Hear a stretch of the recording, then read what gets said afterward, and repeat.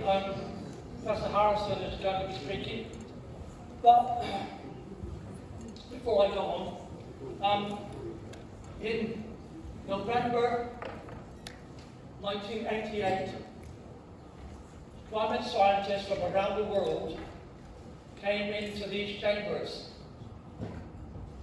and they talked about the climate and nature crisis. Amongst these climate scientists was Professor James Lovelock. At that meeting, talking to Cornish councillors, he actually gave us a warning. He said if we failed to cut greenhouse gases, we face catastrophe. That was 35 years ago. Look where we are right now.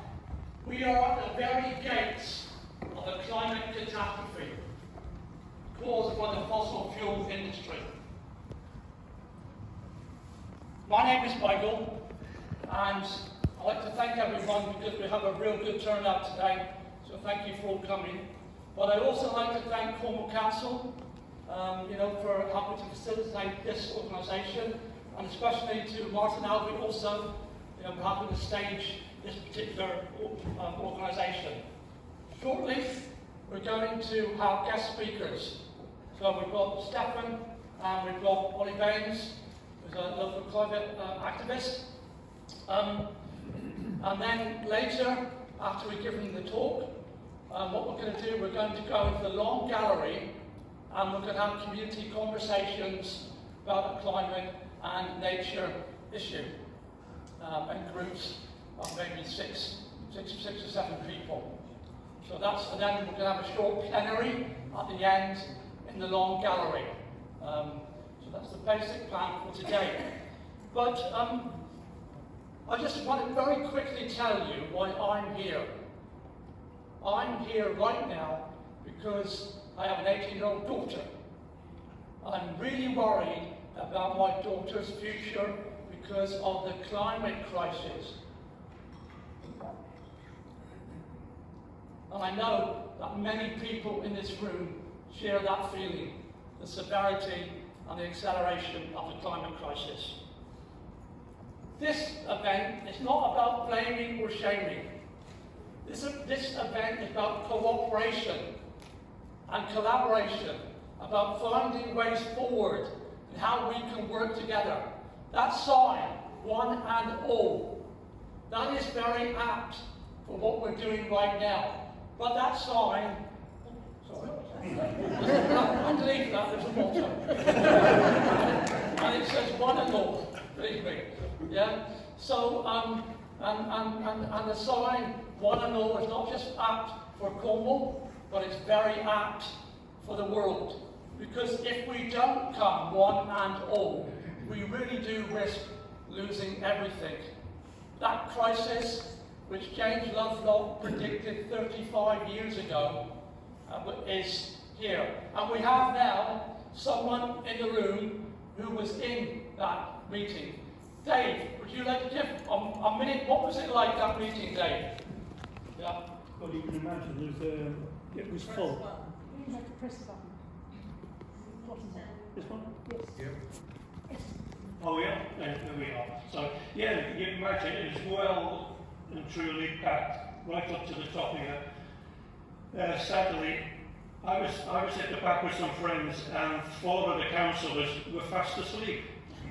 That was 33 years ago, and I just wonder where the hell were we going. I'm just trying to come along the A30, and it's just scandalous what we're doing to Cornwall at the moment, and that has a lot to do with climate change. At the back of St Austell, they have destroyed about 4 or 5 miles of hedgerows, which also goes towards the climate change. It's going on as we sit here now. It's so sad. Okay.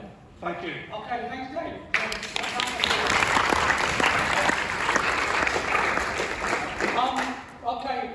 I'd like to now introduce Professor Stephan Harrison from the University of Exeter. Yeah. So can we have a big hand, please? Thank you very much.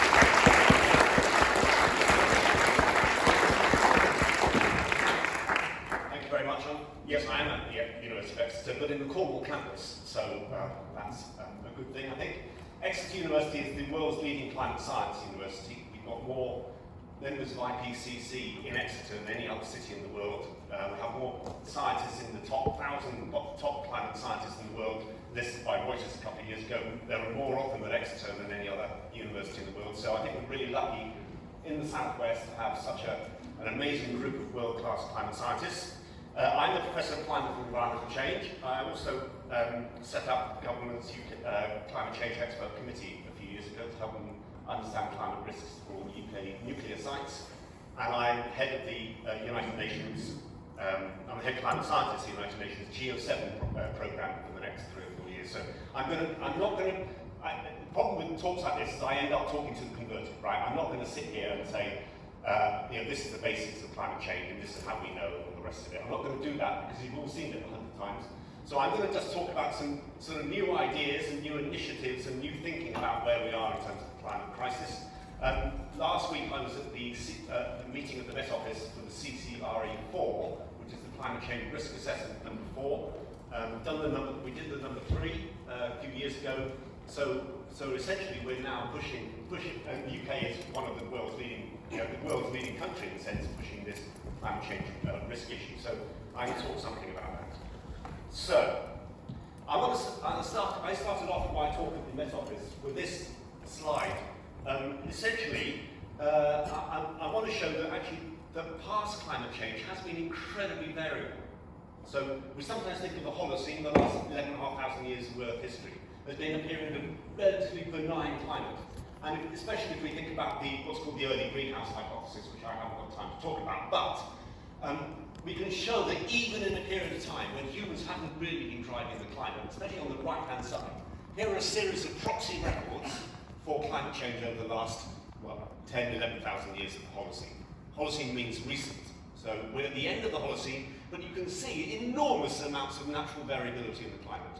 Now that does make attribution difficult, but it also should give us a warning that even in a period of time when we haven't been doing very much to the climate, the ice sheets, the last glacial maximum ice sheets have all melted, even then we still have enormous variability.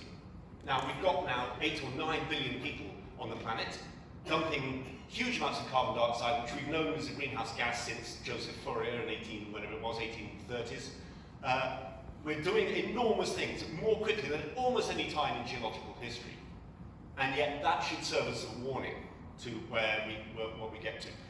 On the left-hand side is the sea level rise. This is associated with the Storegga tsunami at a period of time at 8,200 years ago when the ice sheets have finally begun to melt. And you can see, at the moment we're talking about climate change of 3.5 millimetres or so, or 4 millimetres a year sea level rise. Well there we've got 24 millimetres of sea level rise, a jump of 2 metres, perhaps in a couple of weeks, as the Lake Ojibwe drained. So in other words, natural variability is very, very high. So we should be really wary about, as warning brokers, about sort of grabbing the tail of this tiger. And so this is what we mean by climate change detection. We can detect climate change. The problem is we're measuring the wrong thing. What we're doing is we're measuring the amount of warming in the atmosphere. And the atmosphere is a tiny, tiny, tiny part of the Earth system. Most of the warming, what I need is a stick. Most of the warming, most of the warming is going into the oceans. Well over 90% is going into the oceans. We're now at 424 parts per million in the atmosphere. I checked that last night. And we've got about 1.2 degrees Celsius warming since the pre-industrial period. Look at how much energy is being accumulated. The equivalent of 5 Hiroshima-sized atom bombs every second in the ocean in the last 25 years. Right? That's an enormous, that's what's called the radiative imbalance. So incoming solar radiation is normally balanced by outgoing long-wave radiation. That's about as complicated my atmospheric physics goes today, so I won't go any more than that. But enormous amounts of energy is being accumulated in the oceans, which is why we have ice sheet melting, but we also have what's called the thermospheric rise, which is the rise in rise in the oceans, the expansion of the oceans. And here's the warming from Jim Hanson's the GIS, this is GIS model E, I think, no, this is the GFDL data.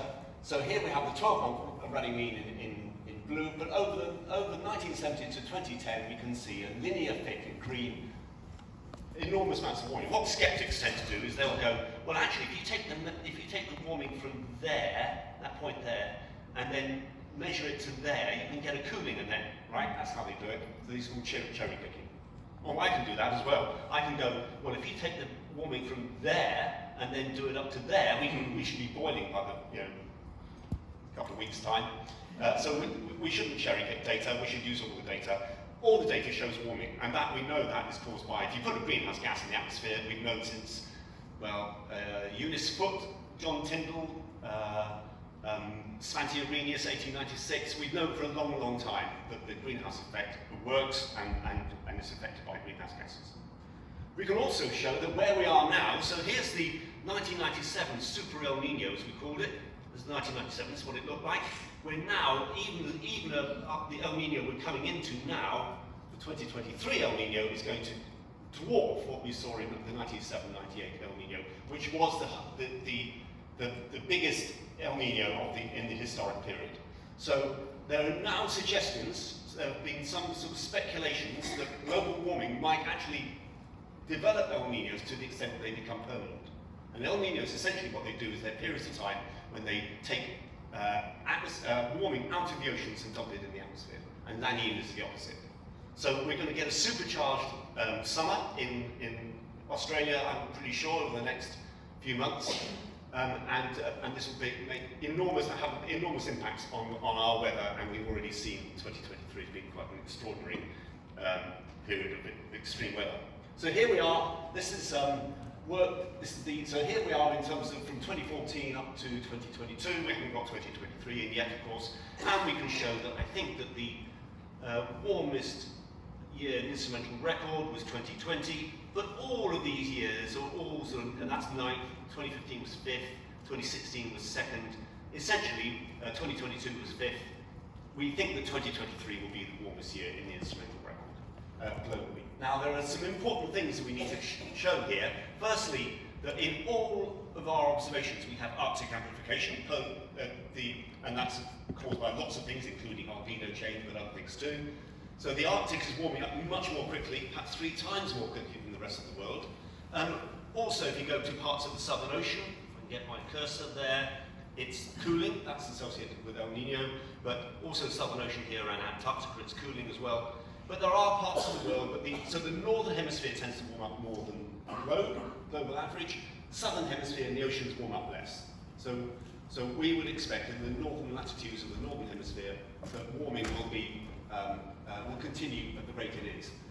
It would appear that Antarctica now, there's a paper that came out a couple of days ago showing that Antarctica is probably warming up twice the average of the rest of the world. And that is really significant because some of the things we worry about are ice sheet breakup and what that does to sea level rise. One other thing that we noticed, and we noticed this in the observations and in the models, is just south of Greenland there's a big cold blob, right? And it comes out in all the observations, and it comes out in all the model runs.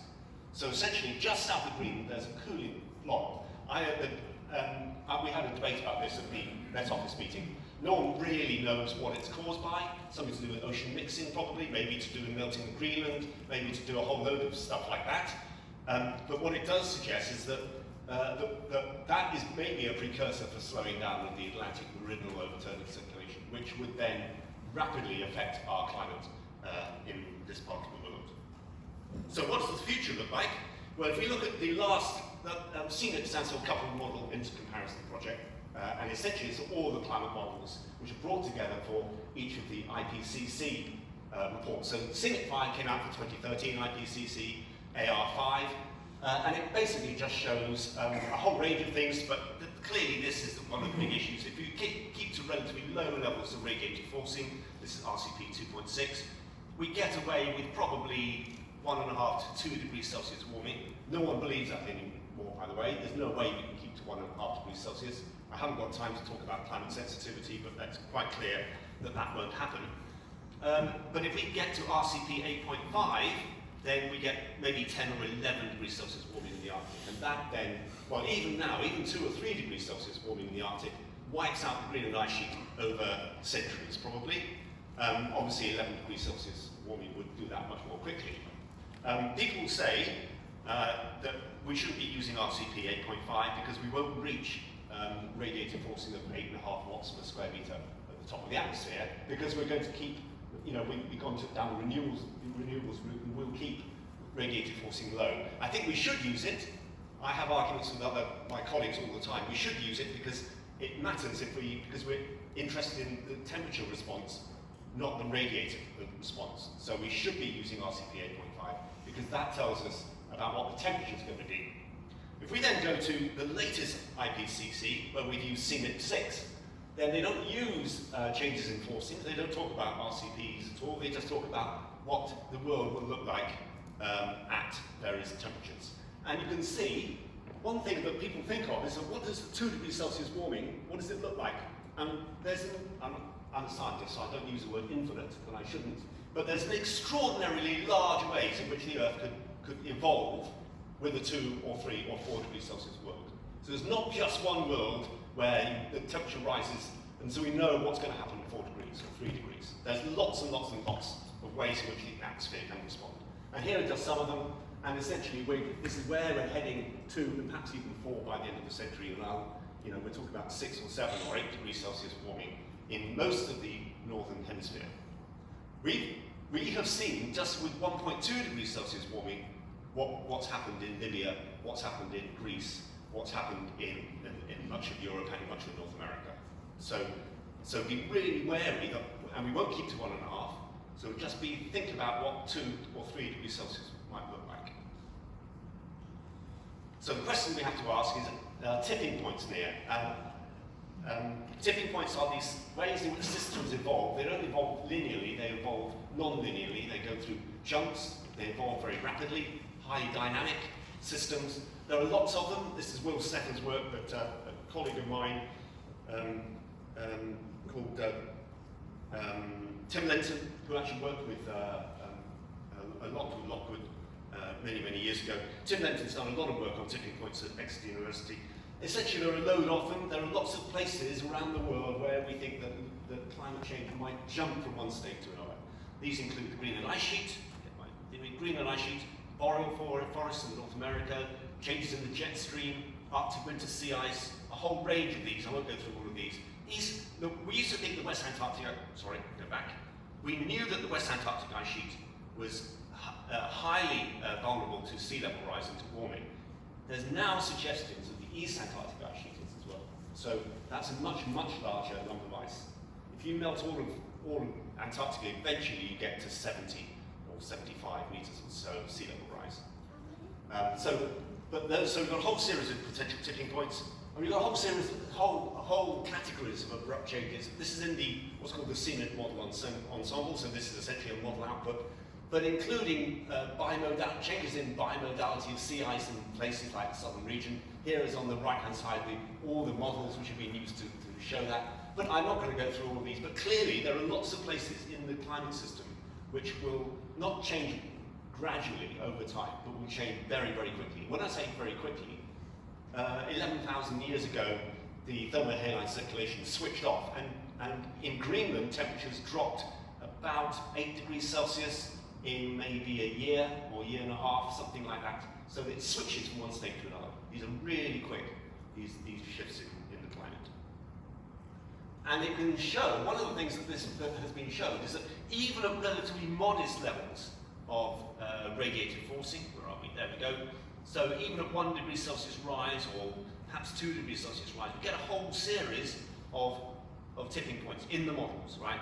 So actually, you don't need to reach, you don't need to think about climate change by the end of the century to think about that's when the tipping points are going to occur. They're going to occur, probably going to occur, quite early on, or many of them will. Now, of course, what we don't know is how they then cascade. So how a tipping point moves from, they're not in isolation, right? They're all coupled. So a tipping point in the Arctic is bound to impact a tipping point somewhere else. And at which point we then get into a cascade. These are incredibly difficult to model, and we know the models are underperforming in terms of understanding climate change, right? None of the models have predicted some of the huge climate events we've seen this year, not one of them. So the models are very conservative in that sense, that they're not predictive, they're not able to, they're very good at some things, but they're very poor at understanding some of the dynamical effects of how climate change drives the meteorology, essentially. So the CMIT 5 view is to talk about tipping points this century, and the whole series, including Arctic sea ice collapse, which is essentially already going on, I think, abrupt sea ice loss, these are the model runs, the model types which are showing all this. Convection collapse in the North Atlantic, which is going to drive our climate here. Permafrost collapse. So I wrote a paper a couple of years ago with colleagues from Finland, and we showed that whatever radiative forcing we put in, whatever we do about climate change, the Arctic is essentially already undergoing a tipping point, right? We could not get a model to not show that. All our models show that the Arctic is undergoing this tipping point. So we're already there, essentially. It's just we're waiting to see how this all plays out in the future. So I want to say just two things about impacts. I only was asked to talk for 20 minutes or 25 minutes, so I better hurry up. But I just say a couple of things. And there are lots of impacts, right? So the problem is we talked a lot about mitigation over the years. Only recently we started talking about impacts and adaptation. When people say, we're doing adaptation to climate change, the first question I always ask is, so what climate change are you adapting to? Because you don't know. And neither do we, actually. But you need a no-regret strategy, just in case one of these tipping points kicks in. What are you going to do as councillors and local regional bodies going to do about climate change when it really kicks in really quickly? So we need to talk about sea level rise. Sea level is really, really complicated, right? You should not think, I tell this to my students, if you put a load of water in a bath, the water goes up and the surface of the water is completely flat. If Greenland melts, if Greenland ice sheet melted, I wouldn't care, right? Because although you get globally 7 meters of sea level rise, sea level around our coast wouldn't go up at all, right? So, and sea levels in Scotland would go down if you melted the Greenland ice sheet. And that's because of this thing here, which is gravitational pull. So ice sheets are very big and very heavy, and then they draw the oceans towards them. So once you get rid of an ice sheet, the oceans go down, and then, so I would be very worried about living in New Zealand or Antarctica or in Australia if the Greenland ice sheet melted. But I wouldn't worry at all here about sea level rise, because our sea levels would be stable and go down. So it's a really complex, to understand this gravitational attraction. And also, as soon as you move a load of water from the northern hemisphere to the southern hemisphere, suddenly that produces its own gravitational attraction. So modelling all of this is profoundly difficult, which is why sea level change science is so hard. But there are lots and lots and lots of ways in which the ice sheets and the thermosteric expansion can work. Thermosteric is the warming of the ocean, so it expands the ocean. It's incredibly complicated. So here's the global mean sea level rise projections from AR5 and UK CP18, right? Which is the latest UK government's attempt to understand what the future is going to look like using Met Office climate models. And we can show, this is by Matt Palmer's work, we're really interested in what's called RCP, because I work with the nuclear industry, H++, which are really high-end projections, which are plausible. They're not implausible, but they are plausible, but they're highest end. And we would be talking about, well, 1.2 meters perhaps of sea level rise by sort of, where are we now? No, that's 2 meters there. So 2 meters of sea level rise by 2100 around UK coasts.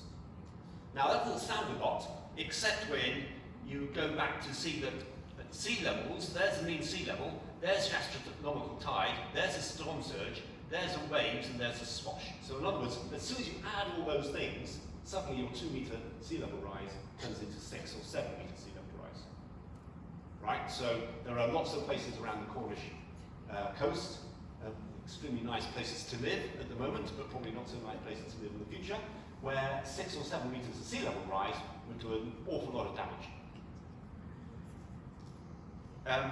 Okay, and the second thing I'm going to talk about is flooding, very briefly. I'm about to start my master's level course on climate change for my students, which takes an entire, 12 weeks, and I'm doing it in about 25 minutes, so it's bound to be quite brief.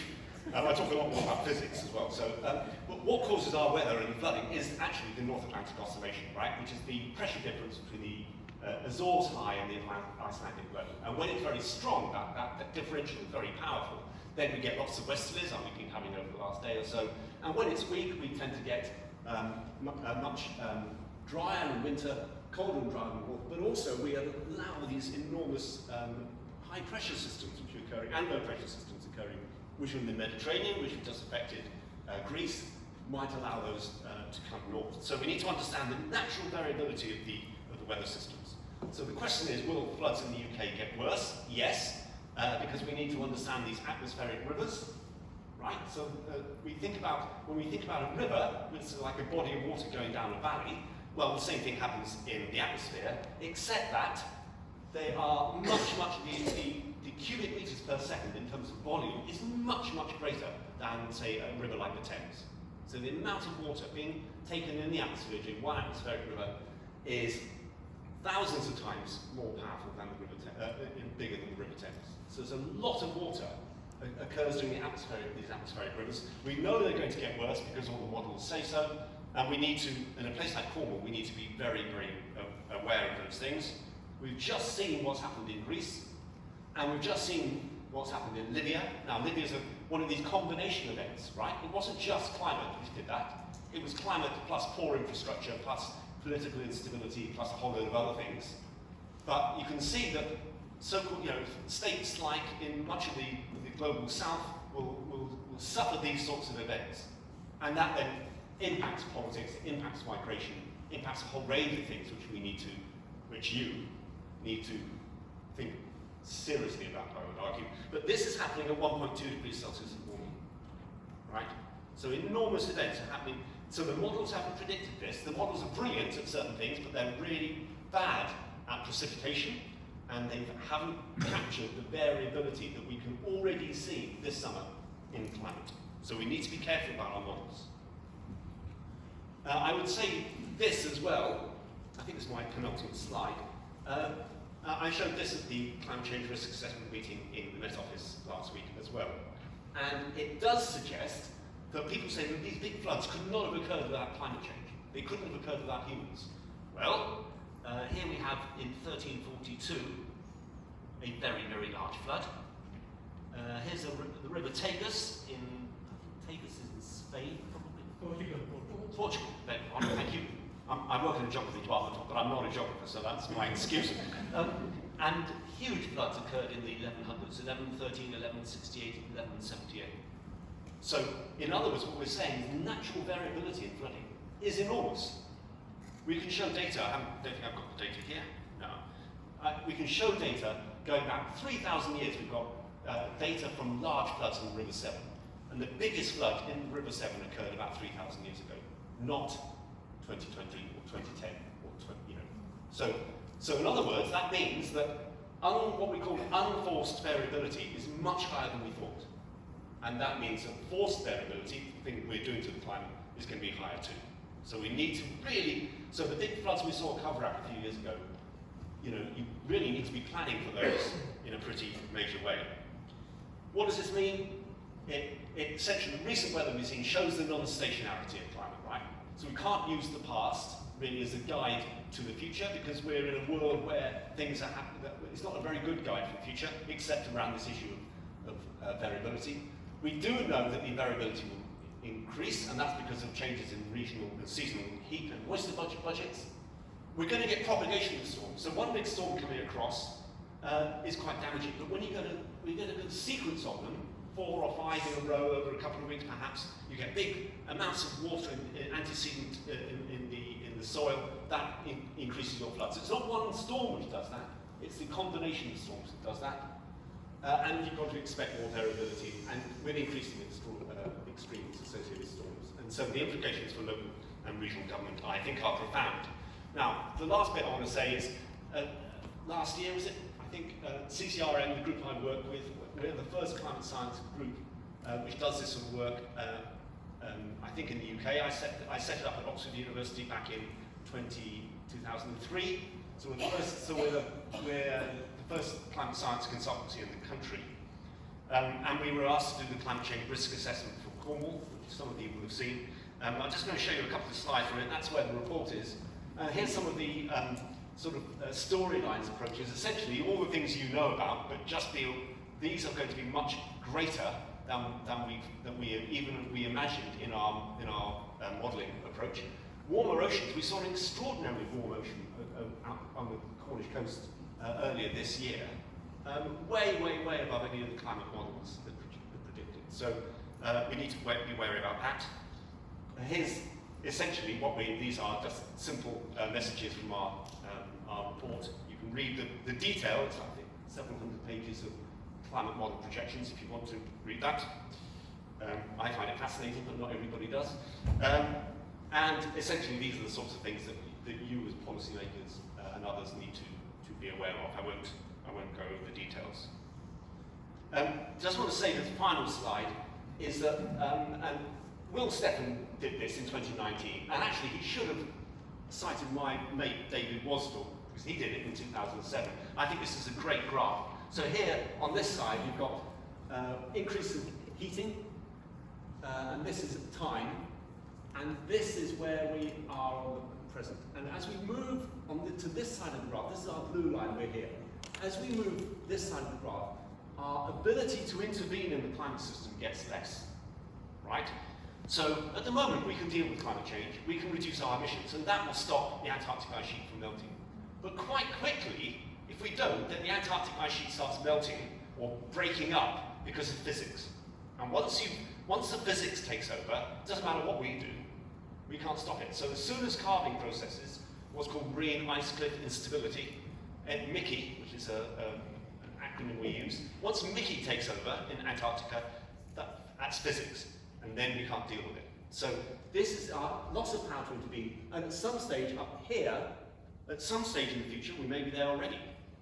At some stage in the future, we reach a position where we fall over this hill, the other side of this ridge. At that point, it's out of control. Right? So I hope we're around here. I don't know where we are, but I hope we're around here. But soon, if we're not careful, we're going to get over this ridge. It's like there are lots of bifurcations and tipping points and stuff. As soon as we get over that ridge, then it's out of control. And Will Stephan's graph showed similar things, the stabilised Earth here, but what we don't want to get into, I think my thing to go, is here. Because suddenly we fall over this cliff, sort of thematically, and that is dangerous. Thank you very much.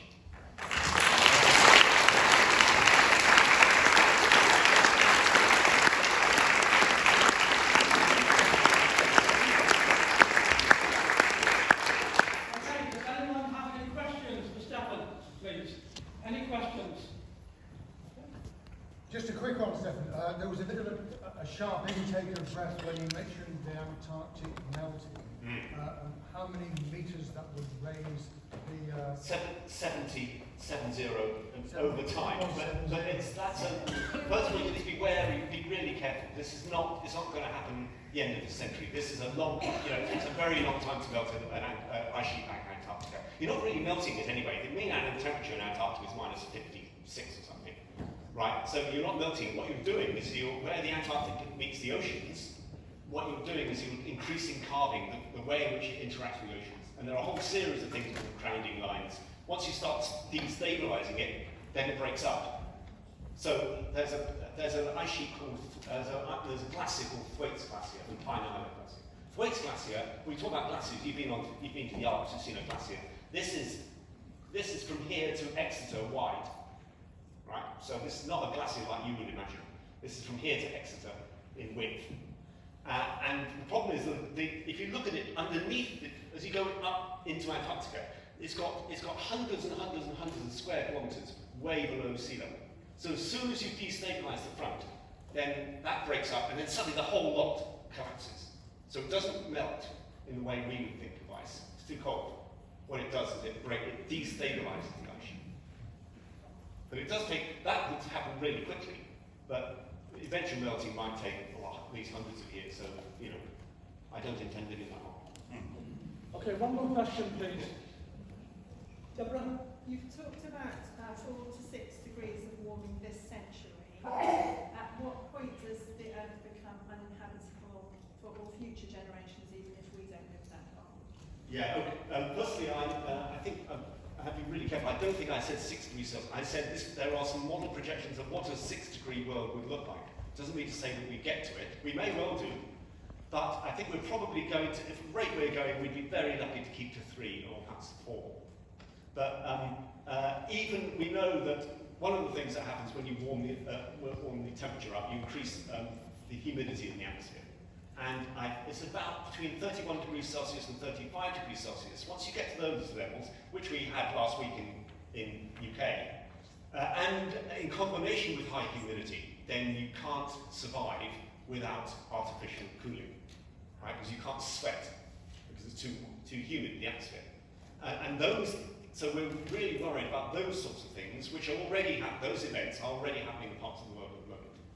And that's happening already at 1.2 degrees Celsius. So 6 degrees Celsius could happen if the feedbacks kick in, which perhaps we didn't model properly. But 3 degrees Celsius is probably, or 4, is still extraordinarily alarming. Now the question is, you asked, is that an existential risk? In other words, will humans survive it? Well, humans have survived the depths of the last ice age, and so you know we're pretty adaptable. But human civilizations were around then, so I'm not sure whether it's actually. I worry too much about all humans dying, but I do worry about whether our civilizations will remain as stable as they are now. Does that answer your question? Last question, please, David. Yes. Before you spoke, Michael made a statement in which he said that all of this global warming is a consequence of the operations of the fossil fuel industry. Now, I'd like to know your opinion about, because this stuff that you've put up today, this is not a secret anymore. You know, it's open. It's been out there for a long time. I think you said earlier that people started to know about this way back at the end of the 19th century, 1896, I think you mentioned. Yeah. And since then it's got worse, it's grown, and it's now, it's not a secret anymore, everybody knows about it. That means everybody who works in the fossil fuels industry must know about it. And from your position as a professor in a university and member of advisory bodies all over the place, I can imagine that you come in contact with quite a number of people from the fossil fuels industry. So I mean, I'd like to know, from your personal experience, what kind of feedback do you get from them when you discuss this kind of stuff? Why do they carry on doing it? Yeah, well, they've got jobs, they've got mouths to feed, their jobs very extraordinarily powerful industry financially. They get big breaks, tax breaks and subsidies from governments all over the world. And essentially, we shouldn't, my view, it's not just the fossil fuel industry, there's lots of other contributors to the greenhouse effect.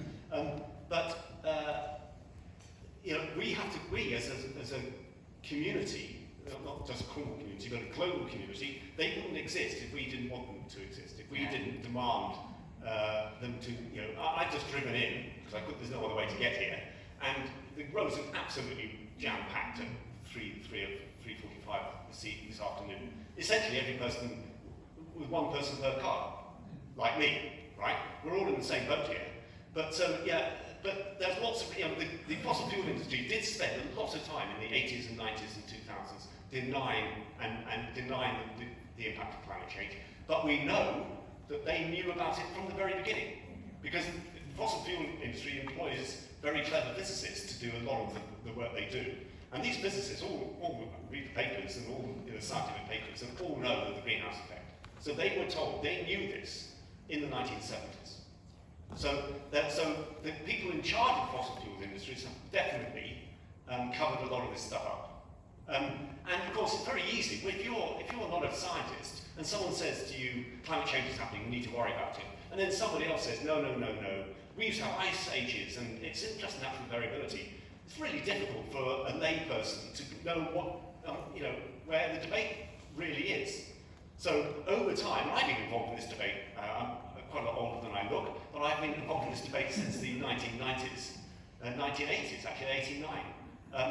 And essentially, over time, finally, the evidence is quite clear that we are interacting, we're driving the climate.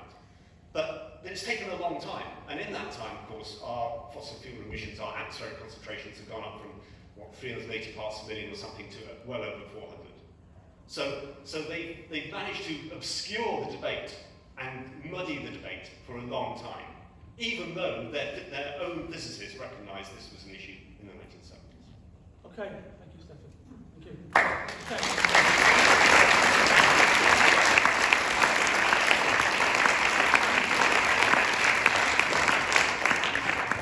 Okay, folks, what we're going to do now, we've got Oliver Baines, who's going to come up and speak.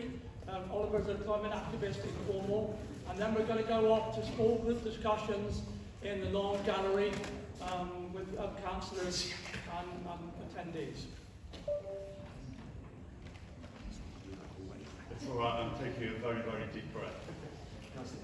But before this meeting started, I had a quick chat with Stephan, and I said I've heard your talk several times, and each time I find it more terrifying. And he said, it's all right, it's going to be different this time. I can tell you, when you mentioned that about the 5 Hiroshimas every second, Last 25 years. it just made me gasp. It's just absolutely terrifying. And it brings me to my first point. Actually, I want to say, I'm going to talk only for 5 minutes because we need to be in those breakout rooms. So I'm going to be very quick. My first point was about the impact of the science on us. The impact, for me, it's not intellectual, it's not about understanding science, it's the emotional and psychological impact it has. It's that boom. What are we going to do about this? Is this going to de-energize us, or is it going to energize us? How are we going to react? And that's why gatherings like this are so incredibly important. And it's why we should be here and all listening to each other. So that's the first one. Okay, I could probably sit down now, couldn't I? I mean, you just get on with it. But I wanted to try and root what Stephan has said in Cornwall, because this is our place, it's all of our place. And there are challenges in Cornwall beyond the climate crisis, even though many of those challenges might have their roots in the climate crisis or might be impacted by the climate crisis. So, for instance, the cost of living crisis. I mean, I come from St Stephen's. I was in St Stephen's this morning. I met an old friend who used to be a local councillor. Her daughter, it was in a shared equity house with a mortgage.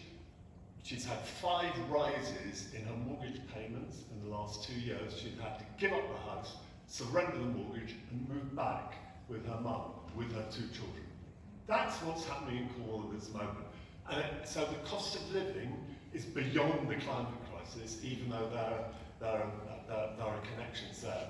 And I think we look at all the other things that are happening. We know we've got a supply chain issue, challenge, coming with shortages of certain types of food. So we're going to have more empty shelves this winter, probably than we had last winter.